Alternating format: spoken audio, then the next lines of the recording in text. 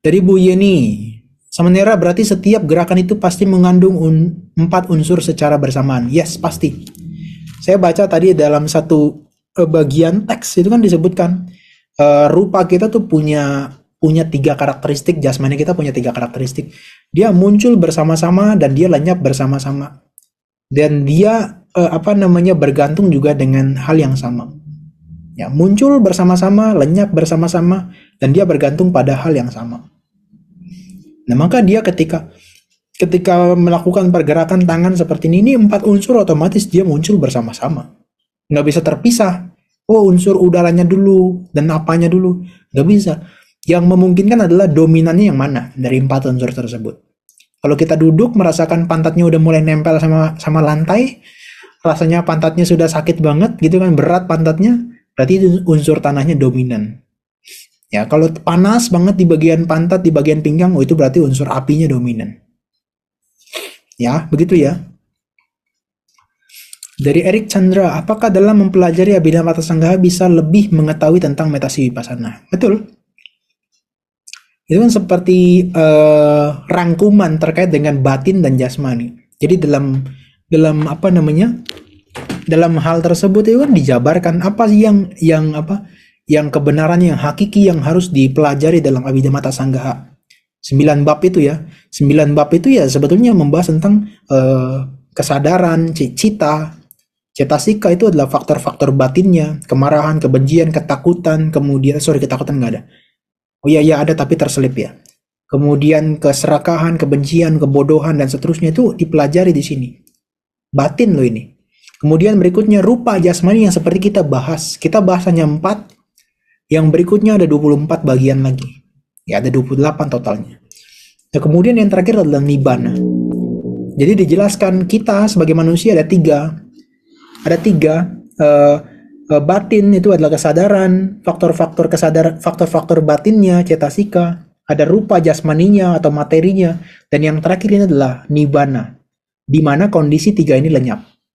Nibbana, di mana 3-tiganya tidak ada. Ya, itu nibbana. Maka di dalam Abhidhamma itu dijabarkan 4 hal ini. Anda pelajari 3 bagian pertama ini adalah untuk mengetahui secara komprehensif batin dan jasmani Anda.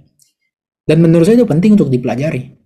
Jangan pelajarinya ketika Anda meditasi, malah Anda jadi berpikir-pikir menganalisa. Ya. Dan justru kalau kita menganalisa di momen saat itu, kita terjebak lagi dalam konsep. Karena ketika kita menganalisa begitu, kita kehilangan objek 4 unsur tersebut. Kita tidak mengamati 4 unsur, kita lagi lost begitu loh dengan 4 unsur. Jadi kalau mau belajar, jangan di momen ketika meditasi, tapi sebelumnya. Ya, jadi sebelumnya kalau Anda mau belajar. Dari Bu Debi Natalia, dalam melihat muncul atau lenyap yang cepat ketika konsentrasi yogi belum terlalu kuat, nancap apa bisa? Apa yogi sebaiknya mengembangkan model konsentrasi dulu dengan samatha baru masuk ke vipassana? Ya bisa, muncul dan lenyap itu akan bisa diperhatikan, tapi ya harus ada konsekuensi. Apa tuh? Honorupo, honorgo apa? Ada duit, ada barang begitu kan? Ya ibaratnya duitnya itu adalah konsentrasinya. Barangnya itu adalah wipassananya kan, kemampuan melihat apa adanya. Kalau duitnya sedikit ya barangnya ya ala kadarnya aja lah. Ya seperti kaki mengangkat, oh ada munculnya sebenarnya itu ada lenyapnya juga. Ya ada, memang Anda bisa lihat muncul dan lenyap, tapi itu general.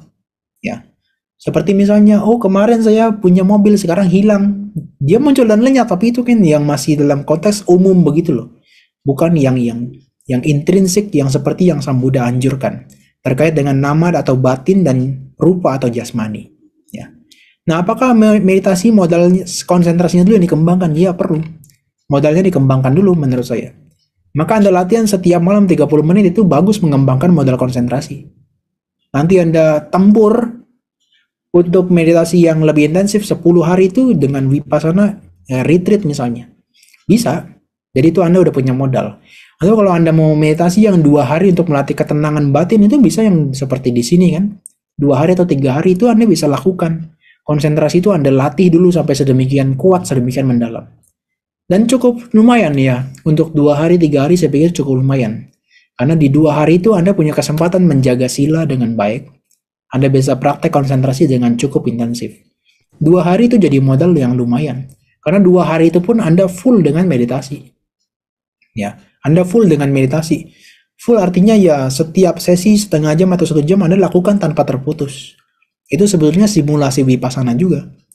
Ya, Anda bisa praktek dengan cara begitu. Maka sebetulnya ini penjelasan yang begini harus didengarkan oleh calon-calon orang yang menjadi peserta meditasi begitu loh. Kadang-kadang saya capek jelaskannya. Mereka udah join ke sini, datang ke sini masih ngobrol sana sini tuh. Dijelaskan sampai berbusa tetap dia ngobrol juga. Nanti alasannya bermacam-macam. Oh, saya butuh ini, saya butuh itu, saya begini begitu. Alasannya bermacam-macam. Nanti ditegur dia nggak enak nggak nyaman hati, akhirnya punya kebencian sama saya. Sampai kemarin ada peserta meditasi, saya tegur, saya suruh pulang begitu kan, dia nggak suka, sampai saya diadu domba begitu, difitnah. Dalam hati saya kasihan juga sih ya, karena penjelasannya seperti ini dia mungkin belum dengar sebelumnya begitu loh. Tapi kalau dijelaskan di saat meditasi begitu, waktunya habis untuk menjelaskan doang. Ini kita ngobrol begininya sudah 1,5 jam nih. Pertanyaannya begini banyak. Singkat sekali pemahaman terkait 4 unsur. Padahal ini belum dijelaskan juga secara praktikalnya tuh bagaimana prosesnya. Ini kan baru teorinya aja kan. Saya masih sharing bagaimana pengalaman dalam proses dari A sampai B, misalnya sampai C. Dari duduk, ke berdiri, ke berjalan. Maka yogi yang mau meditasi sebetulnya harus mendengarkan ini. Supaya nggak mengulang di sini malah bikin ribut begitu loh. Bikin ricuh. Ya Anda juga ya yang meditasi di tempat lain, kalau Anda sudah mendengarkan ini, Anda harus tahu diri. Tahu diri dalam arti, ya berarti meditasi vipassana nggak mudah, tekniknya cukup sulit, Anda nggak mengganggu diri sendiri dan orang lain juga. Ya. Tapi kalau mengganggu diri sendiri terserah lah. Jangan orang lain yang penting.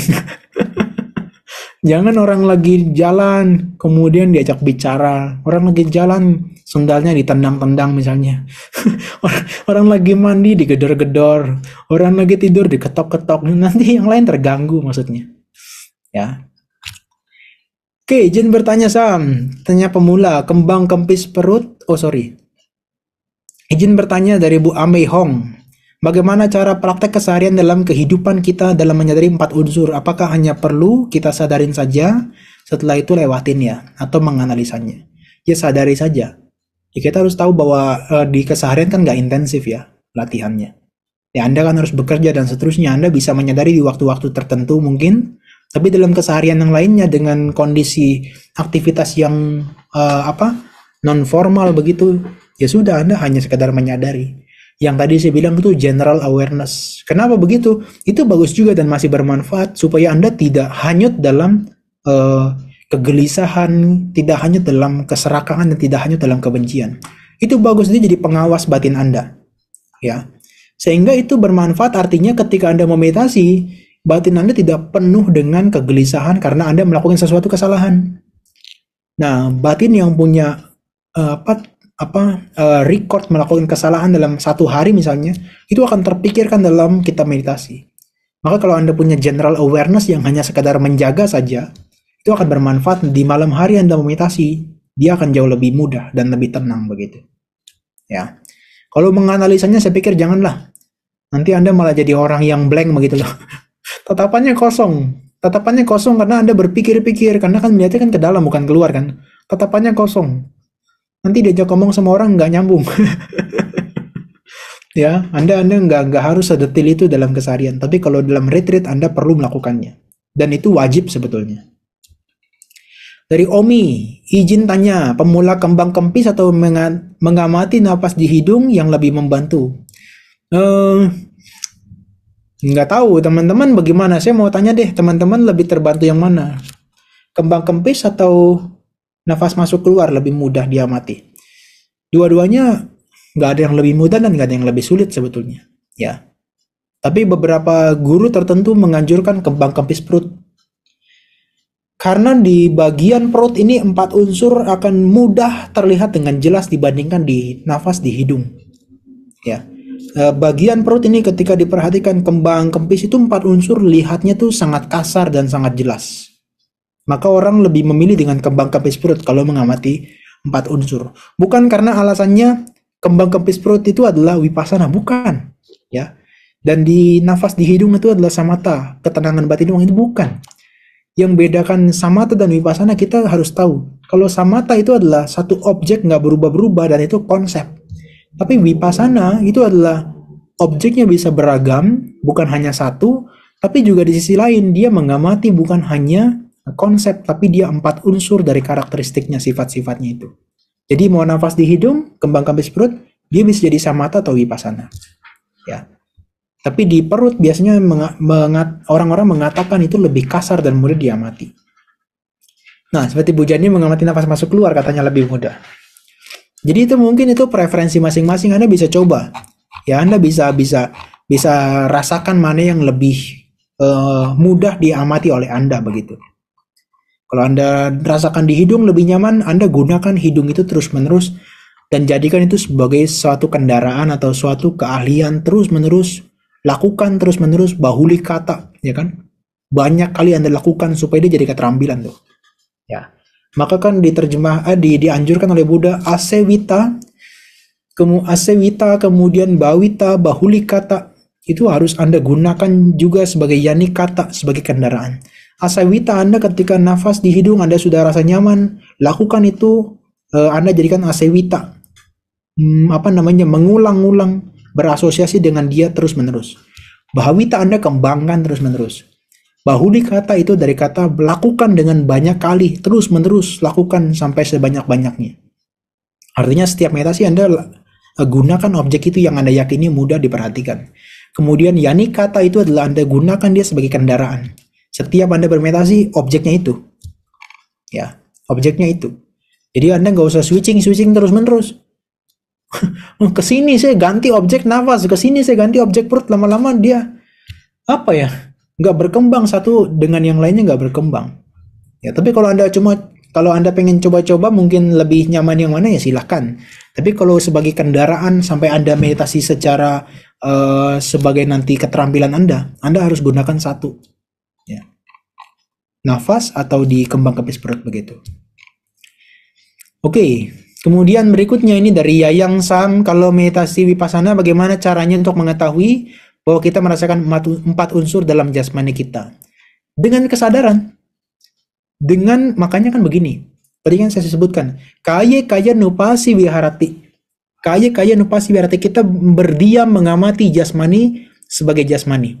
Itu udah dengan kesadaran loh. Ya. Atapi sampajano satima, atapi itu adalah dengan penuh semangat, dengan penuh usaha begitu loh. Jadi setiap kali dengan penuh kesadaran kita, dengan usaha kita arahkan, benar-benar kita arahkan perhatian kita pada 4 unsur tersebut. Dengan kesadaran, dengan usaha, atapi sampajano dengan pengertian, kita benar-benar mengerti, kita ngapain tuh mengamati 4 unsur ini, kita punya pengertian yang betul-betul tepat begitu loh. Saya ketika duduk mengamati nafas masuk keluar 4 unsur ini, apa yang sebetulnya tujuannya? Anda harus mengerti, makanya sampajano. Nah, satima ini adalah penuh perhatian setiap waktu, setiap saat. Maka ketika mengamati jasmani setiap waktu, setiap saat Anda harus lakukan dia, jangan sampai terputus begitu. Nah, kalau 3 hal ini sudah ada, ya itu bisa dipastikan Anda mengamati 4 unsur. Dan Anda sudah benar-benar juga mengerti. Bukan nanya gurunya atau nanya pembimbingnya. Tuh, Bante, ini saya sudah dalam mengamati 4 unsur belum nih? Loh, kamu yang praktek malah nanya saya. Bantenya yang bingung malahan. Kamu yang mengamati dengan kesadaran, kamu nanya saya. Nah, maka sebagai yogi, kita nggak boleh dalam konteks kita hanya sekedar mengambang begitu loh. Hanya sekedar permukaan, tapi benar-benar kita harus menyelam ke dalam. Benar-benar kita harus benar-benar melihat objek itu secara dekat, bukan dari jauh. Ya. Kalau kita mau snorkeling, melihat tuh terumbu karang dengan jelas, kita harus dekati dia. Nggak boleh dari jauh. Oh, itu terumbu karang. Nggak bisa begitu, dia harus dari dekat. Ya. Maka nanti kita akan tahu, oh ini saya sedang dalam pengamatan 4 unsur. Ya. Bukan Anda mengamati konsep, tapi Anda bilang ini mengamati 4 unsur begitu loh. Anda tahu sendiri. Ya, karena ada sampajana di situ, ada pengertian pemahaman Anda dengan tepat mengapa Anda mengamati itu. Anda tahu dengan jelas apa yang sedang Anda amati. Malam Sam, kalau vipassana kemudian mengantuk, bagaimana ya? Apa yang mesti diamati? Nah, satu, ngantuk itu juga objek. Anda baru dengar kan, ngantuk itu objek kan? Padahal kalau dalam samatha meditasi biasa, yang ketenangan batin, ngantuk itu rintangan. Ngantuk ya harus diatasi sama nira. Tapi di sini ngantuk itu adalah objek. Anda harus melihat ngantuk itu sebagai sebuah objek. Dalam kondisi tertentu ya, saya bilang ya. Sejauh Anda nggak jatuh dalam ketiduran, Anda bisa amati dia. Apa yang diamati? Amati dia punya karakteristik sifat dari ngantuk itu apa.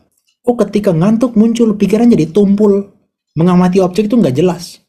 Begitu kan ya? Sisinya begitu kan? Nah, ketika ngantuk muncul, pengamatan terhadap objek nggak jelas. Badan jadi lemes, energi nggak muncul. Nah, Anda perhatikan dia sebagai sesuatu yang muncul dan lenyap. Meskipun ngantuk, tetapi Anda masuk dalam koridor vipassana, melihat dia sebagaimana adanya. Begitu juga dengan kegelisahan. Kegelisahan memang kita anggap itu sebagai rintangan, tapi begitu kegelisahan muncul, nah kita rasakan kegelisahannya. Anda amati, loh, kegelisahan ternyata ketika dia muncul, membuat kita tidak bisa kokoh dalam objek. Dia jadi goyang, nggak bisa bertahan. Dan dia membuat badan jadi nggak nyaman, dan seterusnya. Nah, Anda perhatikan itu dengan jelas. Tapi kalau Anda setiap meditasi begini terus, itu bukan ngantuk namanya. Sengaja. Anda harus intervensi. Kalau sudah seperti itu, Anda harus intervensi. Dengan apa? Mata dibuka, melihat. Seperti begini kan, ada lighting besar begini. Anda melihat ada cahaya yang terang begitu misalnya. Anda membayangkan cahaya terang seperti seakan-akan siang hari.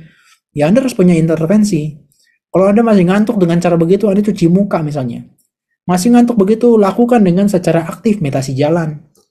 Jangan agak nggak tahu diri begitu misalnya kan kita menganggap, wah ini kan ngantuk, sementara bilang amati. Amati apanya, udah ngantuk itu nggak bisa diamati. Ngantuk malah ketiduran malahan. Ya, Anda yang bisa mengukur diri sendiri. Kira-kira kalau saya amati, saya jatuh ketiduran kan nih? Kalau Anda mampu mengamati dia, amati dia. Muncul lenyap, muncul lenyap, muncul lenyap. Kalau Anda bisa lihat dia terus menerus, ngantuk itu dia juga akan hilang. Ya, begitu. Harus ada intervensinya. Tapi kalau dalam Anda bisa mengamati, amati dia rasa ngantuk itu, karena dia juga objek. Sam dari Emilia. Sam, untuk saat ini, teman-teman, kita masih punya waktu 15 menit aja loh. Jadi udah 24:06. Ini teman-teman ada yang mau nanya langsung nggak kira-kira? Ada yang raise hand nggak nih kira-kira? Dari tadi sih nggak lihat nih ada yang raise hand atau enggak. Dan mungkin saya tanya dulu, ngerti nggak nih penjelasan saya dari tadi sampai sekarang, ngerti nggak? Teman-teman gimana? Ngerti nggak? Coba kasih persentase misalnya 50 sampai 100 berapa Anda mengertinya tuh. Ya jangan 40 ya, 40 ini apa? Membuat saya kecewa. 50 ke atas lah kira-kira. 85, 100, 70. Boleh tanya langsung, Bante. Boleh. Siapa namanya? Saya Roy dari Surabaya. Oh, salam kenal. Ya, salam kenal juga. Saya mau tanya ini, dari uraian dari awal sampai akhir ini kok sepertinya seperti meditasi mindfulness ya? Apa benar vipassana seperti mindfulness ya? Dimana kita, saya kira merasakan tapi tidak melabel gitu. Justru mindfulness mengambil prinsip vipassana. Mereka yang mengatakan mindfulness itu kan dari barat kan, teman-temannya apa namanya Joseph Goldstein dan apa tuh si Sarah dan sebagainya tuh kan, dia kan belajarin sama Mahasi Sayadaw. Nah, Mahasi Sayadaw tuh basicnya dari vipassana. Vipassana dengan teknik kembang-kembang spirit mereka kembangkan dalam konteks mindfulness. Nah, belakangan Kabat-Zinn itu di Boston dia mengembangkan untuk mindfulness based stress reduction, yang dia punya terminologi sendiri. Bahwasanya meditasi mindfulness itu adalah non-judgment, tidak ada penghakiman. Tapi ternyata setelah kemarin saya ada diskusi dengan Bante Santacito dan beberapa orang yang saya anggap punya kompetensi, hati-hati loh. Kadang-kadang itu bisa meleset jadi sesuatu yang negatif kalau Anda nggak punya pemahaman dari wipassananya. Anda mengatakan non-judgmental. Ya, apapun yang muncul, ya baik dan buruk, Anda nggak judge dia sebagai baik dan buruk. Nah, orang-orang tertentu mengatakan, wah saya mencuri. Loh, ini kan anatta. Ini kan anatta, berarti tidak ada yang mencuri. Yang mencuri adalah 4 unsur. Nah, itu kan bukan pengertian yang benar. Nah, kalau begitu non-judgmentalnya jadi keliru. Nah itu ada tuh di tempat tertentu, mungkin Anda pernah dengar yang namanya Osho. Osho itu adalah dia mengembangkan mindfulness juga tuh, dia mengembangkan teknik dan pemahaman meditasi mindfulness itu dengan kebebasan begitu loh. Dengan freedom, dengan kebebasan, dia mau melakukan apapun bebas begitu loh. Dengan pelanggaran sila bebas. Makanya belakangan kan ada kan mindfulness fishing atau mindful fishing kan, mancing dengan mancing dengan penuh perhatian. Make sense gak tuh kok Anton? Mancing dengan penuh mindfulness tuh nggak make sense karena bertentangan dengan norma daripada moralitas. Nanti Kalau ada lagi mindful kalau sex. misalnya menyetir mobil dengan mindfulness itu nggak apa-apa ya. Gak apa-apa, itu kan general awareness-nya kan berarti kan. Yang konteksnya dia mindful tapi dia tidak sedetil seperti yang kita jelaskan seperti tadi. Karena kalau menyetir mobil sampai diperhatikan 4 unsurnya bisa nabrak itu. Karena nggak mengamati jalanan, dia ngamati tangan. Wow, ini panas, dingin, kaku, keras. Tapi kalau hanya menyetir mobil, mengamati kita sedang menyetir, itu mindfulness juga. Tapi mindfulness yang masih sifatnya adalah umum atau kasar begitu. Yaitu prinsip-prinsip mindfulness yang mereka belajar dari Vipassana. Cuma namanya sekarang lebih populer dengan mindfulness dibandingkan Vipassana. Jadi Begitu, Pak. kesimpulannya kita meditasi sehari-hari kebanyakan sebenarnya kita tanpa sadar sudah masuk di vipassana sebenarnya ya sebelum ke samatha ya. Saya pikir sangat sangat sangat sangat jarang. Mungkin pernah beberapa waktu tapi sangat jarang lah. Seperti pikiran-pikiran liar itu kan pada saat pikiran liar muncul kita coba melebel aja, nggak memvonis, terus setelah hilang, terus kita pelan-pelan masuk samatha, terus nggak lama lagi pikiran liar lagi muncul seperti itu kan Bante. Ya itu bisa juga masuknya malah ke samatha. Konsep kan. Anda cuma melabel supaya dia cepat pergi aja kan. Oh, pikiran, pikiran, pikiran, pikiran kan Anda fokus dengan pencatatannya, tapi kemunculan dari kegelisahan, sebabnya kenapa dia muncul, kemudian manifestasinya seperti apa, sebab terdekatnya seperti apa, kita nggak mengamati itu secara detil kan. Nah itu kalau yang seperti itu memang detil begitu tuh Vipassana, tapi yang hanya sekedar ya kita tahu dia muncul lenyap itu ya apa namanya Vipassana secara general, tapi kebanyakan dari kita kalau mengamatinya secara konsep aja itu masuknya samatha. Kalau kita misalnya mengamati oh kenapa ini muncul dan sebagainya, apa nggak nanti masuk ke perenungan biasanya? Ya betul, makanya kan dia nggak bisa dilakukan dalam aktivitas yang cepat. Dia perlu dilakukan dengan aktivitas yang memang slow down ya, melambat begitu loh. Nggak bisa dalam aktivitas cepat, karena kalau udah cepat begitu kita melakukannya, akan masuknya kayak perenungan begitu. Kita berpikir-pikir dan menganalisa.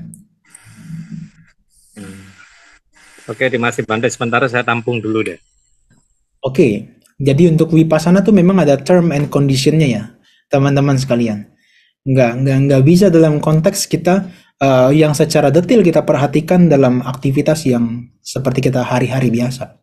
Itu dia memang ada term and conditionnya. Begitu. Oke, ini apa lagi saya tanya? Tadi 85, 100, 70.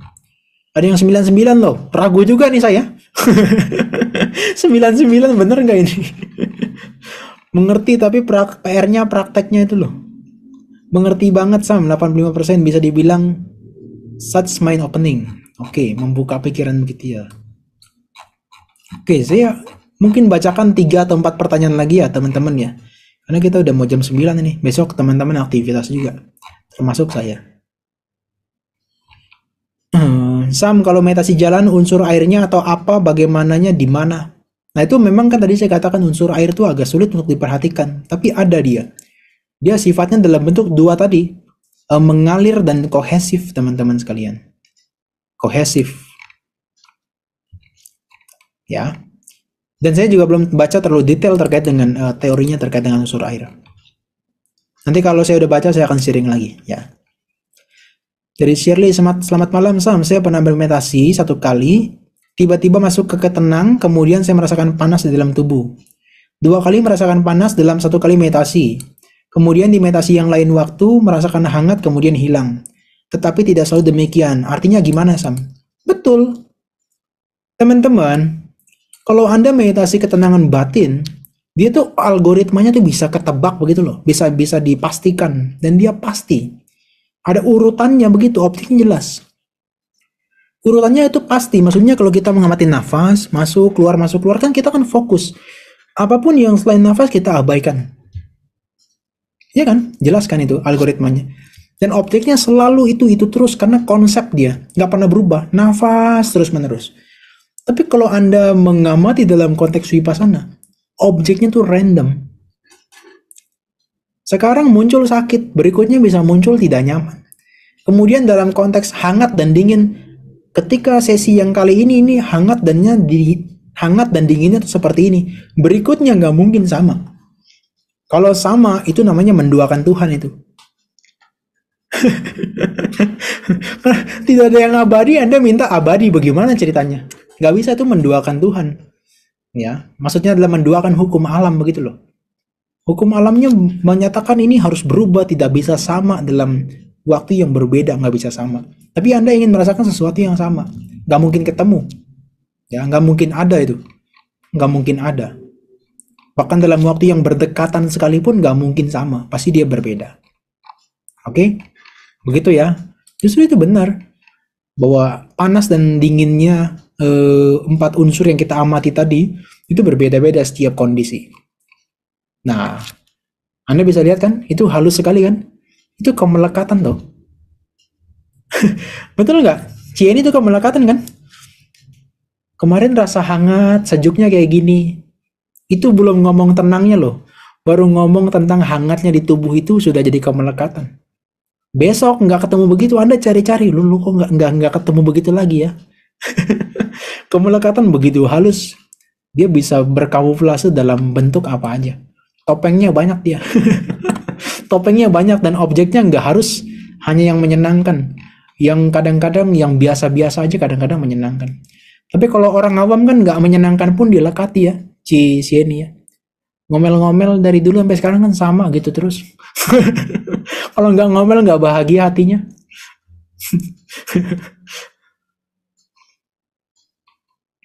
Oke, izin tanya Sam, 2 pertanyaan lagi ya. Izin tanya Sam, di kehidupan beraktivitas biasa dari Bu Yeni, ketika keadaan apapun tapi batin tidak terpengaruh, apakah itu berarti batin berada di tengah-tengah? Belum tentu. Belum tentu. Batin yang seimbang itu ada 2 konteksnya. Ya. Ada yang konteksnya dia tidak dia seimbang itu memang karena dia tidak peduli, acuh dengan sekitarnya. Nah, ini tidak ada wisdom di sana.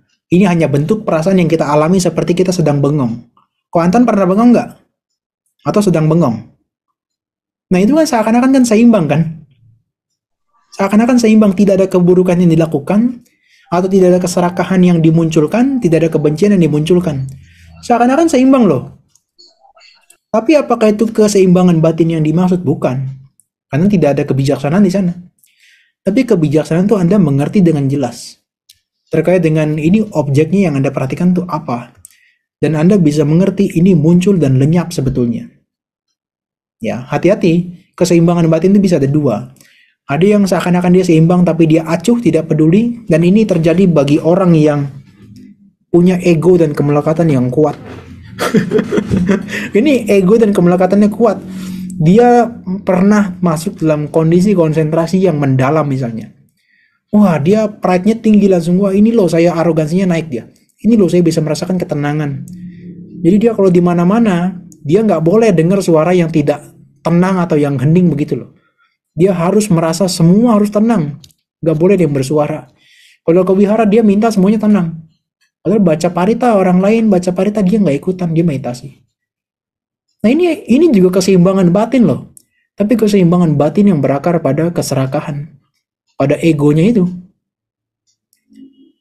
Nah, akhirnya kalau ada orang yang tidak tenang, yang itu yang mengganggu dia marah. Makanya ada ya orang yang sudah rajin meditasi, ketika ada yang tidak sesuai dengan prinsip dia marah kan begitu kan. Sebetulnya tanda dia marah itu adalah tanda batinnya nggak berkembang. Gampang menilai orang begitu ya. Tapi kita sendiri kadang-kadang pun hanyut di sana. Kalau kita dalam konteks misalnya nggak punya kebijaksanaan seimbang batinnya, itu bisa masuknya dalam konteks keserakahan atau kebodohan. atau bisa juga menyelinap kebencian di sana. Ya.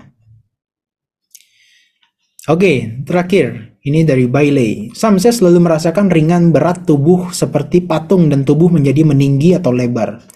Saya menjadi khawatir takut salah meditasinya. Itu persepsi ya teman-teman sekalian. Ya Anda amati aja itu muncul dalam pikiran Anda. Muncul lenyap, muncul lenyap. Nggak usah Anda genggam begitu loh. Itu kan cuma persepsi sebetulnya. Kalau persepsi itu semakin kuat, seakan-akan kita merasa itu nyata. Badannya seakan-akan semakin gede. Tapi kan nggak begitu kan. Kalau Anton kan habis meditasi, badannya kan nggak mungkin kurus langsung kan. Badannya tetap segitu aja habis meditasi. Cuma karena persepsi itu terlalu kuat dan seakan-akan nyata, dia seakan-akan terlihat terjadi secara fisikal begitu loh. Padahal itu hanya persepsi. Ya kalau itu muncul ya kita hanya sadari, oh ini ada persepsi yang muncul. Anda sadari, lama-lama dia lenyap. Kalau Anda genggam terus-menerus, dia semakin kuat, dia semakin intens. Anda nggak mau dia lenyap, dia semakin intens. Kalau Anda merasa tubuhnya melebar, oh yaudah Anda rasakan melebar, tapi kan nanti kan nggak melebar terus. Kalau melebar terus nanti ruangannya nggak muat tuh. Jebol temboknya dengan perut Anda yang makin lebar. Kan kenyataannya nggak begitu, hanya persepsi. Nah kalau Anda hanyut ke sana itu juga bahaya dalam konteks, ya Anda nanti menjadi kemelekatan di sana. Anda bisa muncul ketakutan, Anda mungkin nggak berkembang karena itu bukan tujuan dalam meditasi sebetulnya. Tapi Anda menganggap itu menyenangkan, Anda menganggap itu nyaman, Anda akhirnya mengikuti itu terus-menerus. Mengikuti itu terus-menerus. Setiap meditasi yang Anda cari adalah seperti itu. Kapan badan saya melebar? Kapan badan saya menyusut? Lama-lama program diet nggak ada yang laku. Pakai persepsi aja. Kecil, kecil, kecil gitu kan.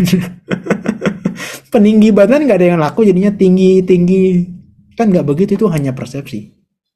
Teman-teman semuanya. Ya. Oke, begitu teman-teman, masih ada pertanyaan nih yang masuk cukup banyak ya. Tapi nggak bisa terjawab semuanya. Oh, dari Bu Emilia tadi pertanyaannya setengah ya katanya. Sam, untuk saat ini saya masih anapanasati, ini juga masih kacau, jadi saya masih belum mencoba untuk masuk vipassana. Minta masukannya Sam, bagaimana cara memanage ini ya? Apakah boleh kapan-kapan aja kita mau samatha dan vipassana? Apa boleh kapan-kapan aja kita mau samatha dan vipassana? Boleh kapan aja sebetulnya. Ya kan, boleh kapan aja, maka disebutkan dalam sutta. Orang tertentu ketika mengetahui samatanya dia berkembang, dia akan bergegas mengembangkan vipassana. Dan ketika samatanya belum berkembang, dia akan bergegas mengembangkan samatanya. Anda bisa mengukur diri sendiri, Anda butuhnya apa gitu loh. Dan kondisi saat itu yang kondusif itu apa? Untuk samatha atau untuk vipassana? Ya. Anda bisa sesuaikan dengan kebutuhan Anda saat itu. Begitu ya, teman-teman.